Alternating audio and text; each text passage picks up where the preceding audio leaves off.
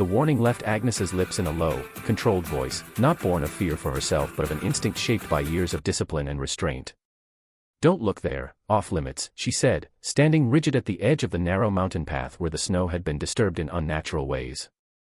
The mountain men, hardened by winters and isolation, paused not because of obedience but because the tone carried something heavier than authority. It carried urgency. Yet instinct betrayed him. His eyes followed the direction she tried to shield, and what he saw stripped the breath from his lungs. Beneath the drifted snow and broken underbrush lay signs of cruelty and neglect so profound that even a man accustomed to death, hunger, and violence felt a wave of horror. This was not the impartial brutality of nature, it was deliberate, human, and recent. Agnes closed her eyes, knowing the moment had arrived that she had tried to delay, the moment when silence would no longer protect anyone. The mountain man's face hardened, not with anger alone, but with the slow-burning realization that something deeply wrong had been allowed to fester unseen. Agnes had known this place longer than anyone realized, not because she wished to, but because duty had placed her here when others turned away. She had tried to keep the boundary intact, believing that exposure would only bring chaos, judgment, and further harm. The convent had taught restraint, discretion, and sacrifice, but the mountains had taught her another truth, that neglect, when hidden too long, becomes cruelty by default. The mountain men said nothing at first, kneeling to examine the ground with a precision born of survival. His silence was worse than any outburst, because it meant he understood the scale of what he was seeing. Agnes felt the weight of years pressing against her ribs, the burden of knowing that her warning had come too late. What horrified him most was not a single sight, but the pattern. Tracks that suggested repeated visits, marks that told a story of suffering extended over time, and evidence that someone had relied on isolation to commit acts they believed would never be witnessed. The mountain men had lived beyond the reach of law for years, but he lived by a code sharpened by necessity and fairness. This violated everything he understood about balance and survival. Agnes watched him carefully, knowing that once a man like this truly saw injustice, he did not walk away. Her warning had not been to protect him from horror, it had been to protect what fragile order still existed. She understood now that order built on silence was already broken. The wind moved through the pines like a slow breath, carrying with it the echo of prayers Agnes had whispered here in solitude. She had begged for guidance, for strength, for a solution that did not involve confrontation. The convent valued peace, but the mountains demanded accountability. The mountain man finally stood, his eyes no longer searching the ground but fixed on the horizon as if mapping consequences. "This doesn't stay hidden," he said quietly. It was not a threat, not a promise, but a statement of inevitability.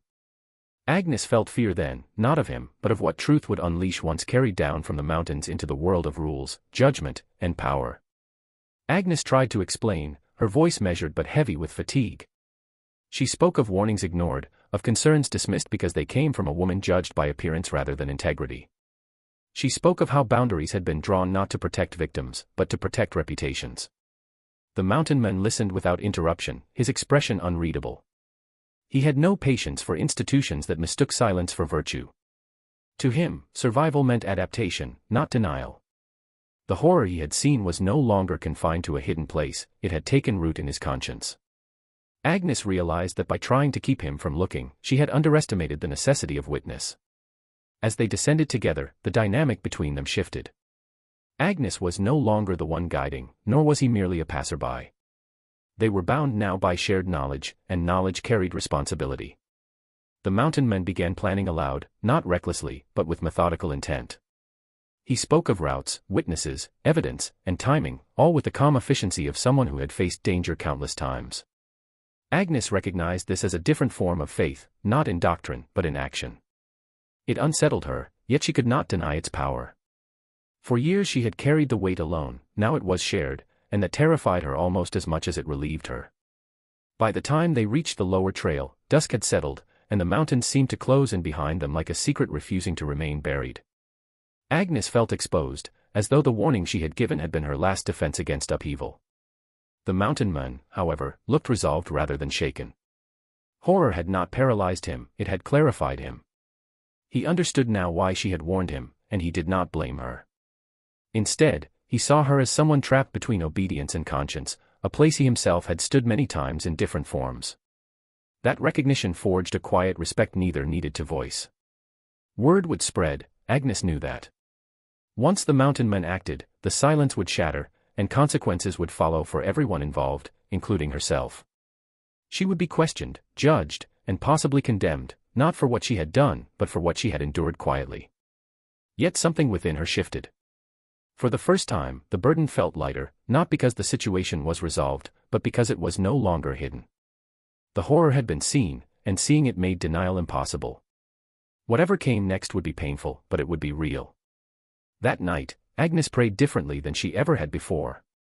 Not for protection from judgment, but for the courage to face truth without shrinking. The mountain men prepared in silence nearby, sharpening tools not for violence, but for the hard work of exposure. Two lives, shaped by isolation in different forms, had intersected at the precise moment when silence could no longer be justified. Her warning had failed, but perhaps it was never meant to succeed.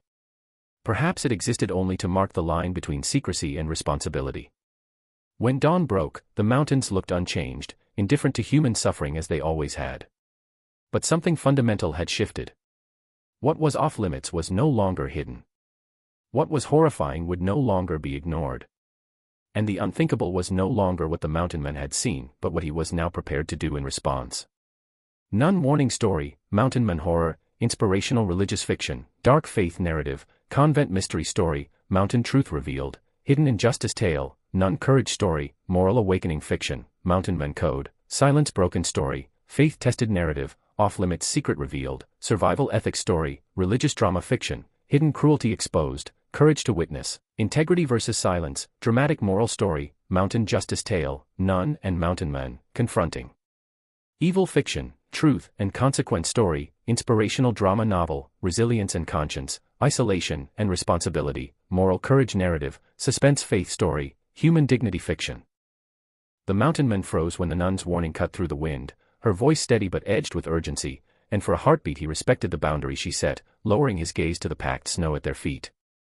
The trail clung to the mountainside like a scar, narrow and unforgiving, and the air smelled of iron and pine sap. She had led him there because the path was the shortest route to the convent's outlying shelter, a place known only to those who had earned the sisters' trust. Yet the warning carried a weight that felt heavier than the weather, heavier than the packs on their backs. He sensed that the boundary was not merely physical but moral, shaped by vows, shame, and a long history of judgment. He understood boundaries, the mountains taught them daily. Still, the way she stood, square-shouldered, resolute, suggested that what lay beyond the warning was not a temptation but a truth she had learned to guard against careless eyes. The wind shifted, carrying a sound that did not belong to the mountain, a low, uneven moan, as if the rock itself were breathing in pain. Instinct overrode caution. The mountain man looked where she had warned him not to, not out of curiosity but because survival demanded attention to every anomaly. What he saw was not scandal but devastation, a collapsed outcropping where winter runoff had undercut the slope, exposing a hidden cavity filled with debris, broken tools, and the remnants of a shelter crushed by stone. It was a grave of labor and hope, not flesh. His horror came from recognition. This was where men had worked years ago, carving a shortcut that the storms had reclaimed. He saw the marks of human effort erased and understood the danger still unfolding. The nun's warning had been meant to protect more than modesty, it was meant to prevent panic, to keep faith intact in the face of ruin.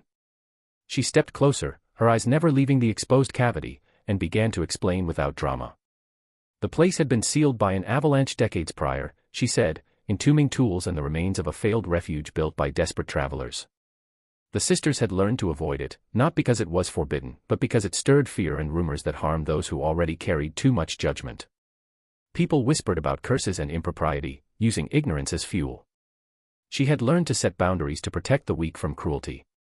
The mountain man listened, his horror softening into a sober respect. He understood now that the warning was an act of care, a line drawn to prevent stories from becoming weapons.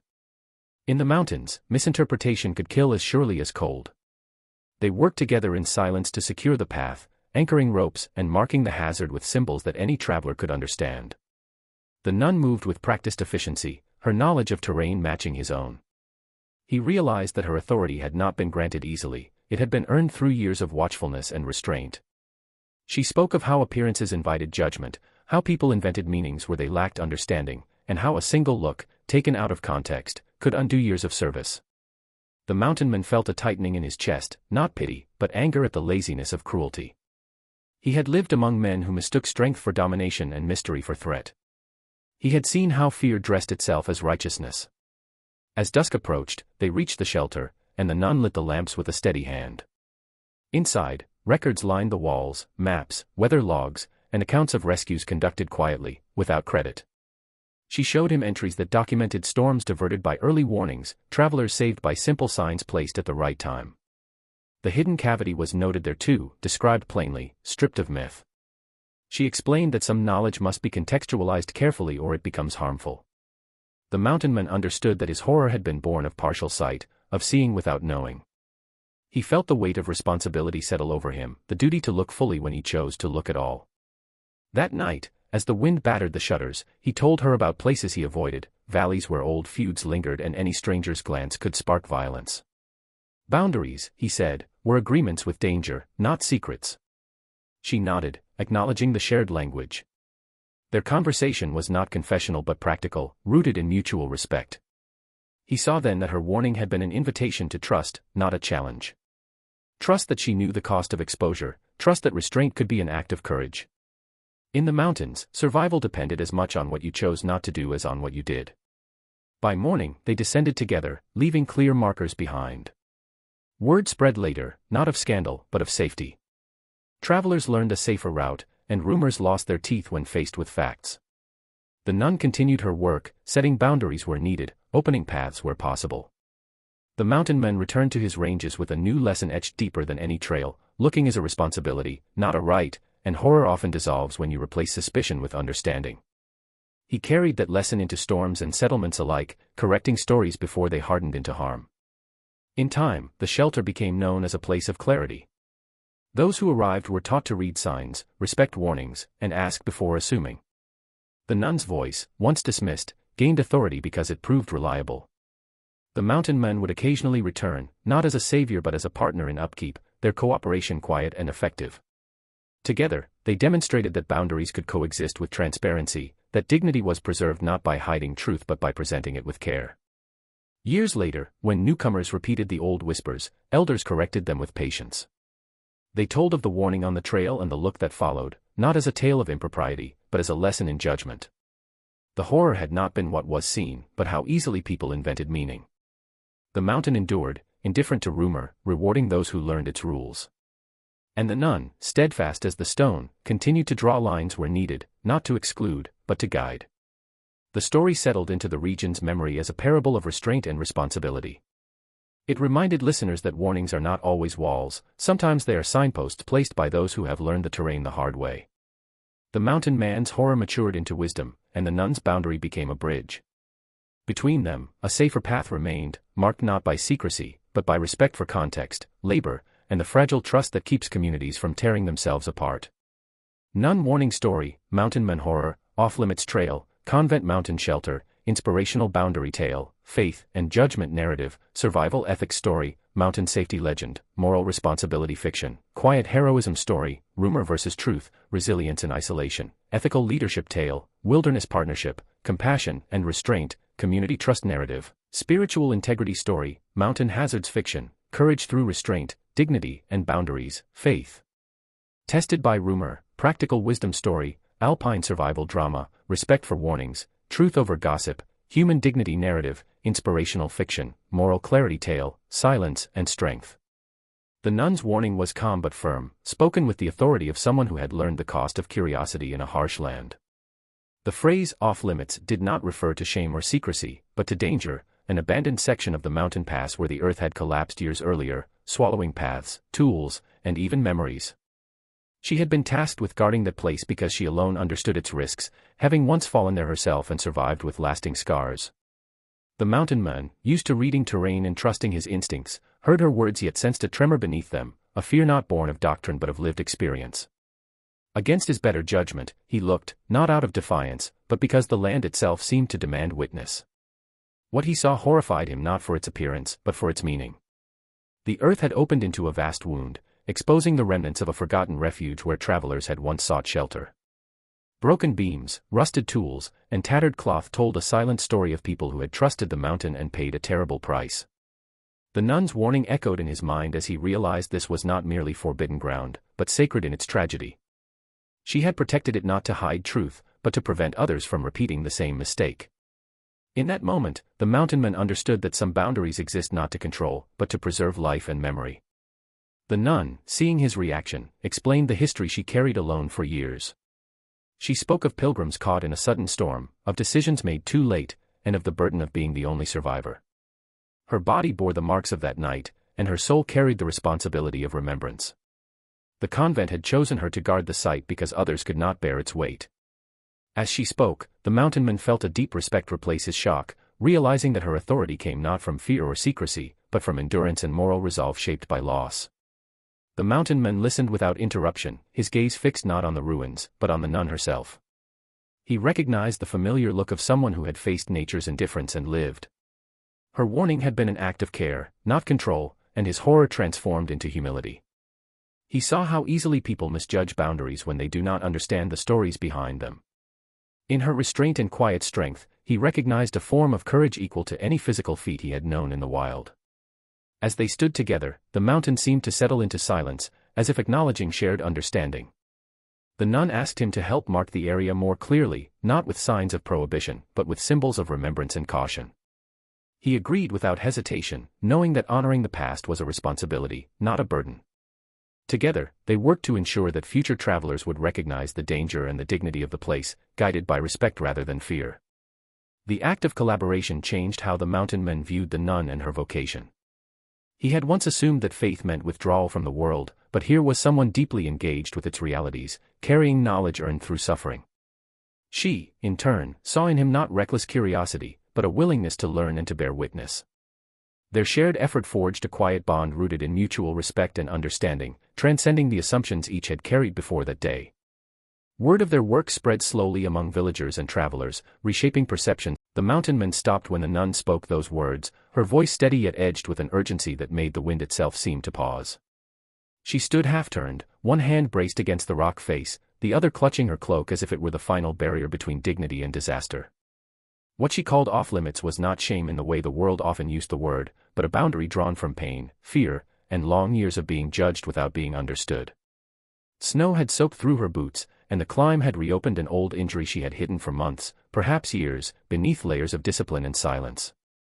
The mountain man, accustomed to respecting the unspoken rules of wilderness and people alike, hesitated not out of fear but out of instinct, sensing that what lay beyond her warning was not temptation but truth, raw and unsettling. Against his better judgment, he looked, not with curiosity, but with concern sharpened by experience. What he saw horrified him not because it violated modesty, but because it revealed neglect, suffering, and endurance beyond what any single person should bear alone. The injury was severe, untreated, worsened by cold and constant movement, the kind of wound that spoke of vows taken too literally and help refused too often. In that moment, the mountain man understood that her warning had not been about impropriety but about the cost of being unseen. His breath caught as he realized how close she was to collapse, how easily her devotion could have ended in quiet death on the mountain, unnoticed and unmourned. The nun's face flushed with a mix of resolve and resignation when she saw his reaction. She had expected disgust, perhaps judgment, the familiar tightening of distance she had learned to anticipate from others. Instead, she saw something else, anger, not at her, but at the circumstances that had forced her into silence. The mountain men did not recoil. He did not speak at first. He simply took off his pack and knelt, the way one does when faced with something sacred and broken at the same time. The mountain had taught him that some truths are harsh, but turning away from them is far more dangerous. He moved with deliberate care, asking permission with his eyes before offering help with his hands. The nun nodded once, a small motion that carried the weight of years. As he worked to stabilize the injury, using what supplies he had and improvising the rest, he spoke calmly, grounding her in the present.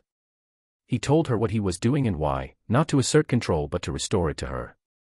Each word was an acknowledgement of her humanity beyond her role, beyond her vows, beyond the shape of her body or the strength of her endurance. As the pain eased slightly, the nun allowed herself to lean against the rock, exhaustion finally claiming its due.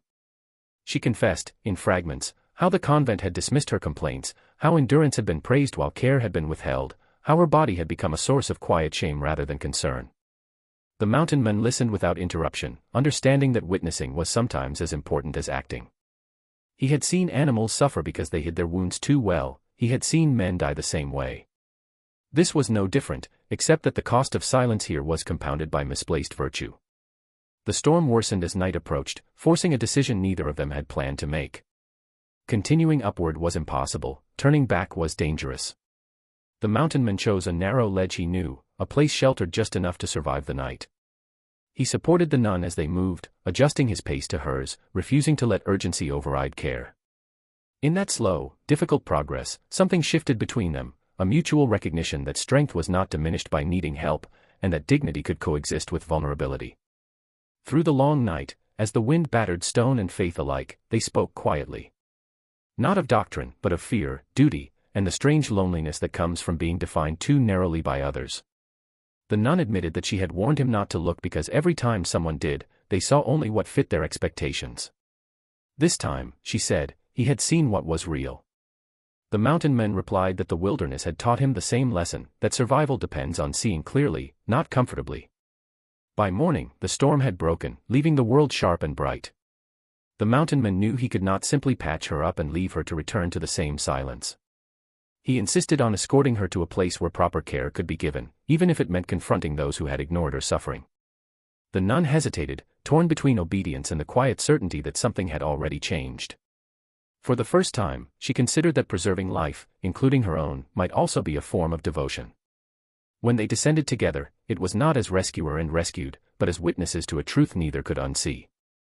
The mountain man carried more than his pack. He carried the knowledge that respect sometimes requires disobedience to harmful norms. The nun carried more than pain, she carried the possibility that her worth was not measured by how much she could endure in silence. The mountain watched them go, indifferent yet eternal, holding their secret no longer. In the days that followed, the story spread, altered by distance but anchored in a core that could not be erased.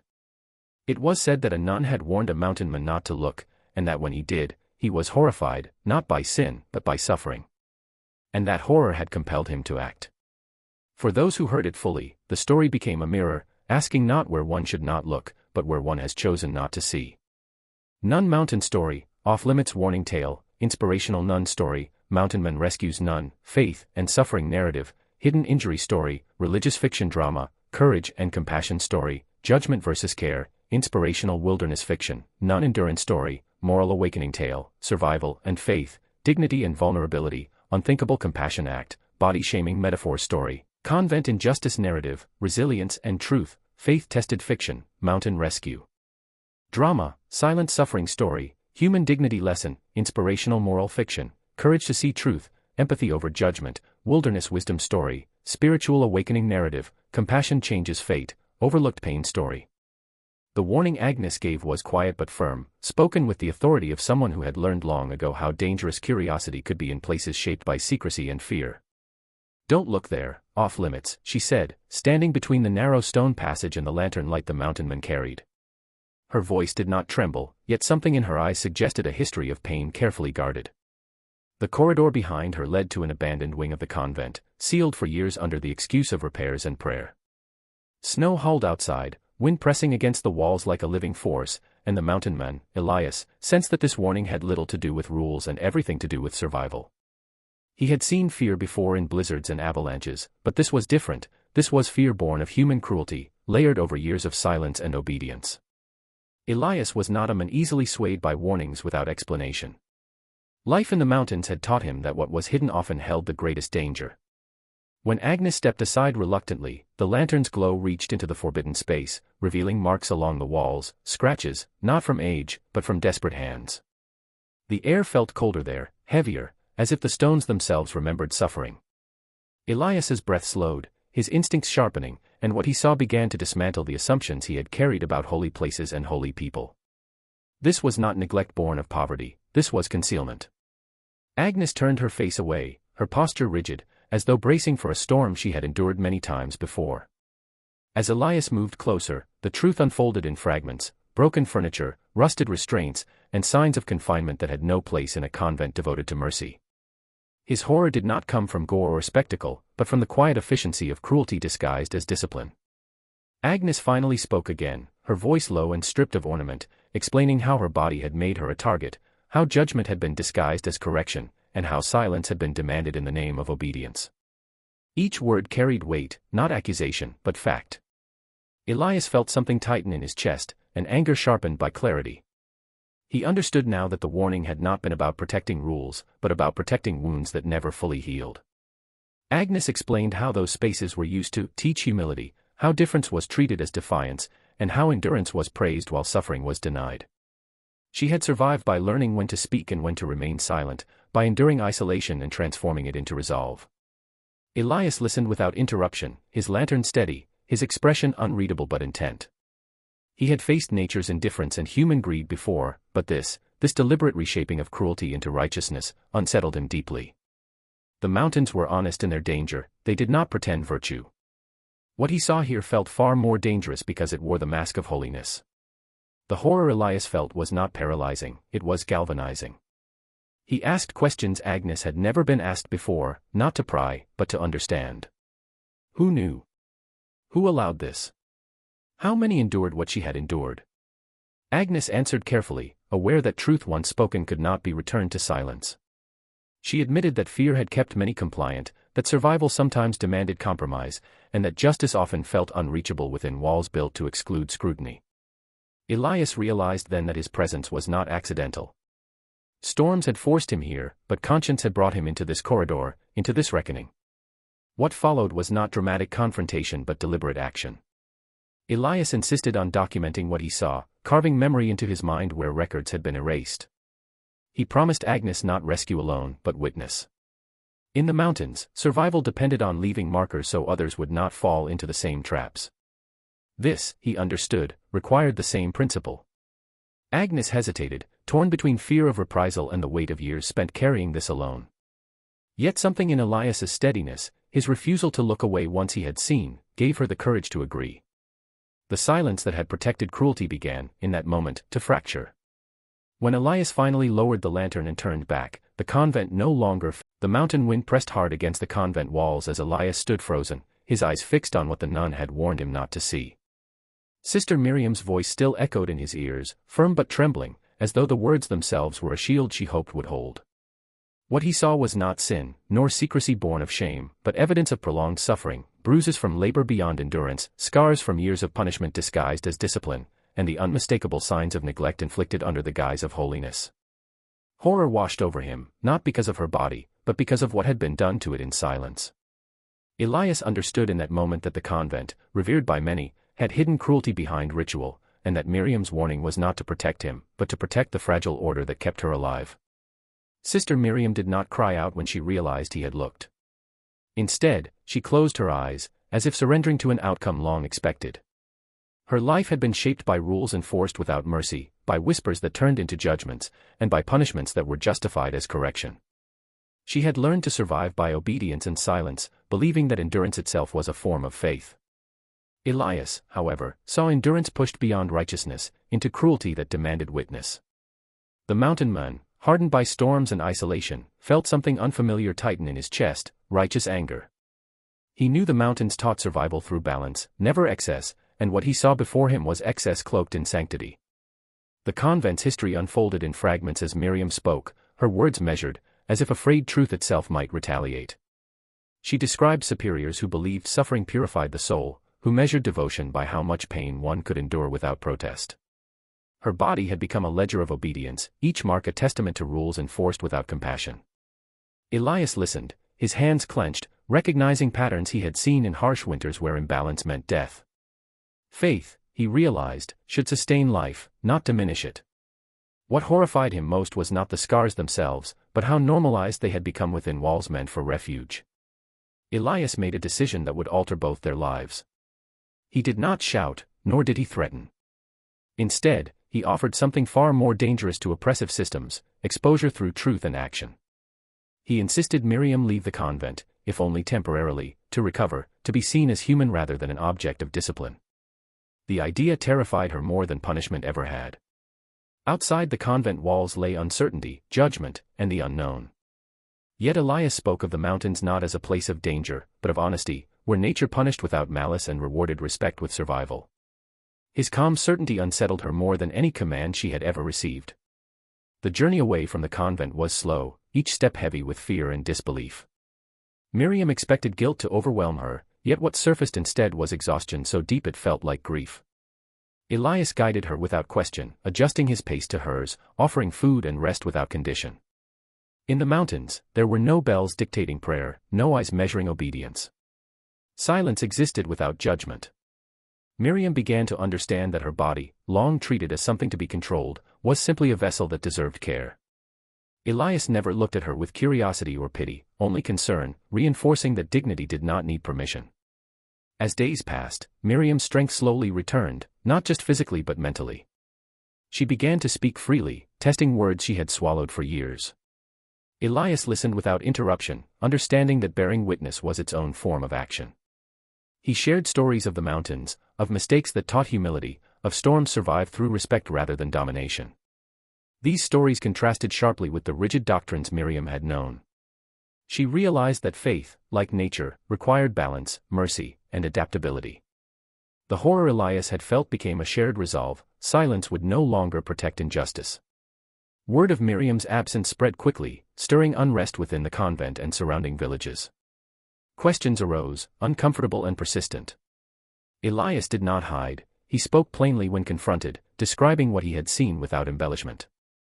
Some reacted with denial, others with anger, but a few listened. Those few began to question traditions they had never examined.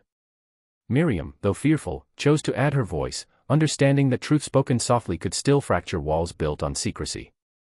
The mountain men stood beside her, not as savior, but as witness, reinforcing that moral courage often meant standing still while truth did its work. The convent could no longer contain the scrutiny. Authorities arrived, rituals examined, practices questioned. What had once been dismissed as discipline was revealed as systemic abuse sustained by silence and reverence. Miriam watched from a distance, conflicted yet resolute. She did not seek revenge, only acknowledgement. Elias reminded her that accountability was not cruelty, but restoration of balance. The mountains taught that unchecked forces, snow, wind, water, became destructive. So too did unchecked authority. The horror that began with a single look became a catalyst for reckoning. Miriam's future unfolded not in retreat, but in redefinition. She did not abandon faith, she reclaimed it. Away from rigid walls, she learned to pray without fear, to serve without harm, and to teach without control. Elias eventually returned to the mountains, his role complete, though their bond endured. He had looked when warned not to, and in doing so, refused to accept injustice disguised as sanctity. Miriam carried forward the lesson that dignity thrives when truth is allowed to breathe. Years later, the story would be told not as scandal, but as warning and hope. It reminded listeners that reverence without compassion corrodes, and that silence can be as violent as action. The nun who once warned, "Don't look," became a voice urging others to see clearly, and the mountain man's horror transformed into principled courage. Together, their story endured as a testament to the power of witness, the necessity of balance, and the quiet strength found in choosing truth over fear. Nun horror story, mountain man discovers truth, convent dark secret, inspirational faith story, religious abuse awareness, mountain rescue drama, nun survival story, moral courage narrative, hidden cruelty exposed, faith and justice tale, convent mystery drama, silent suffering story, truth revealed fiction, spiritual resilience narrative, mountain wisdom story, religious accountability fiction, courage against silence, inspirational drama story, nun empowerment tale, exposing injustice. Narrative, human dignity story, faith-tested drama, survival and compassion, moral awakening fiction, spiritual healing journey, confronting hidden abuse, strength through truth, redemption, and justice story. The warning left her lips in a strained whisper, not sharp but weighted, as if every word had been rehearsed 1,000 times to keep something buried. "Don't look there, off limits," the nun said, her hands tightening around the edge of her cloak while the mountain wind pressed the fabric against her frame. The mountain man had stopped mid-step, confused more than defiant, because nothing in his life of storms, injuries, and solitude had taught him that truth could be forbidden by direction alone. He saw fear not of exposure, but of memory, and before reason could catch up with instinct, his eyes followed the line of her tension, expecting impropriety, expecting scandal, and finding instead something far worse. What he saw was not flesh but damage, old, deliberate, and systematic, scars layered upon scars, not the chaotic marks of accident but the measured cruelty of punishment disguised as discipline. In that instant, horror did not come from shock, but from recognition, because the mountains had taught him what long-term suffering looked like when no one came to help. She turned away too late, because the damage had already been done, not to her, but to the illusion he had carried unknowingly. The convent, the vows, the silence, all rearranged themselves in his mind, and none of them looked holy anymore. He did not speak at first, because language felt useless against something that had taken years to carve into a human body and soul. The nun waited for judgment, the kind she had learned to expect from a lifetime of sideways glances and pious condemnation, but it did not come. Instead, there was only the sound of breath held too long and released unevenly, the reaction of a man realizing that cruelty often hides behind rules, and that obedience can be weaponized more efficiently than violence. Her warning had not been about modesty, it had been about survival, about protecting what little control she still had over a story others had written onto her without consent. The mountain man finally spoke, but not with questions, not with pity. He said her name, softly, as if naming her was an act of restoration. He did not ask who did it, because he already understood that systems matter more than individuals when harm becomes routine. He did not ask why she stayed, because the mountains had taught him how traps work, they convince you that endurance is the same as strength.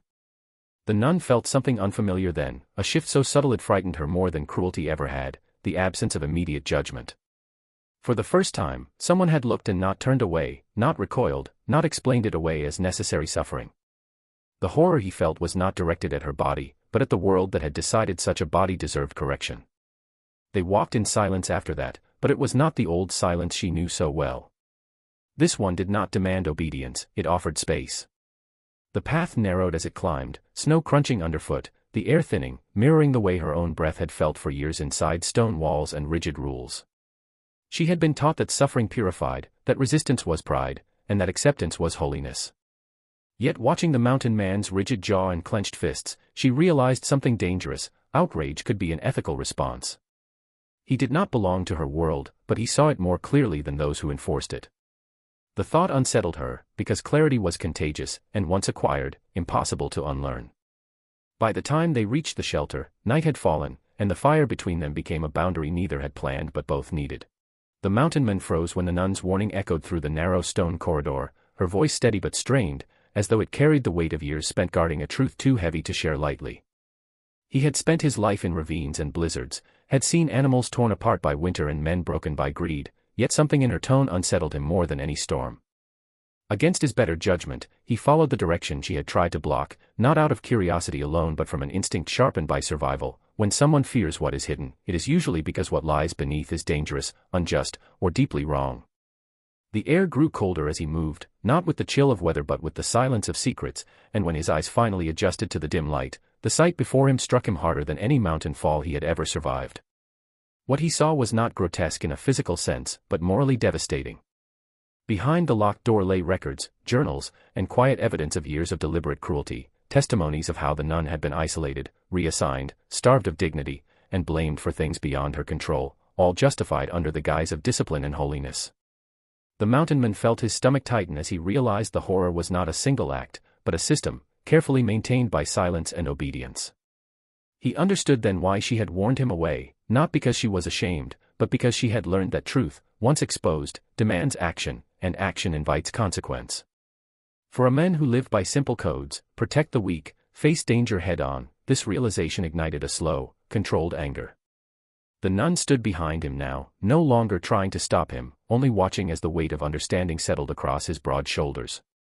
She had carried this knowledge alone for years, choosing endurance over rebellion because rebellion would have destroyed the few people she still managed to help quietly. Her body, the very thing for which she had been judged and ostracized, had become the excuse used to strip her of authority and credibility.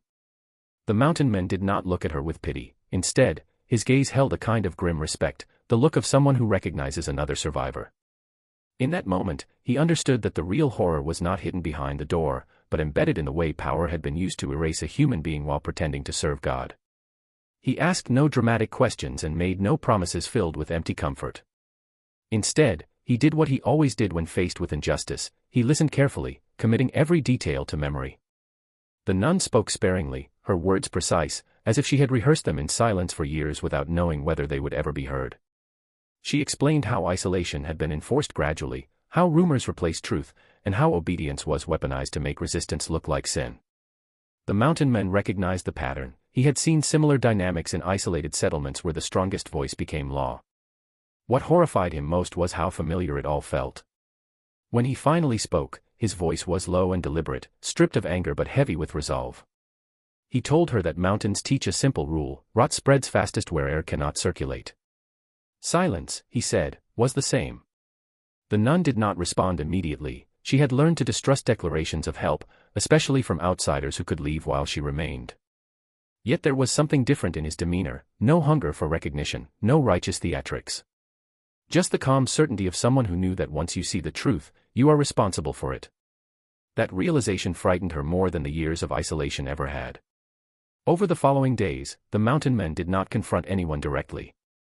Instead, he moved as he always had, patiently and observantly, speaking with villagers, travelers, and workers who passed near the convent. He asked questions that seemed harmless but revealed fractures beneath the surface. Stories emerged, contradictions, half-truths, and quiet doubts others had long suppressed. Piece by piece, a broader picture formed, confirming that what horrified him behind that door was not an exception, but a pattern protected by tradition and fear. The nun watched from a distance, torn between hope and dread, knowing that exposure could bring liberation or devastation. The moment of confrontation, when it came, was not explosive but devastatingly calm. The mountain men presented facts, testimonies, and records with the same steadiness he used to build shelters in storms. There was no shouting, no moral grandstanding, only an unyielding insistence on truth. The leaders who had relied on silence found themselves disarmed by clarity. The nun stood present but silent, her posture straight, her expression composed, embodying a dignity that no accusation had ever truly erased. The horror now shifted sides. It belonged to those who realized their control depended entirely on people never looking too closely. Afterward, nothing magically healed. The convent did not transform overnight, and trust did not return instantly. But something irreversible had occurred: the lie had been exposed to air. The nun was no longer invisible, no longer defined by whispered judgments about her body or her obedience. The mountain men prepared to leave, as he always did once a task was complete. Before he went, he told her that mountains endure not because they fight every storm, but because they refuse to be moved by lies about what they are. It was the closest thing to a blessing either of them believed in.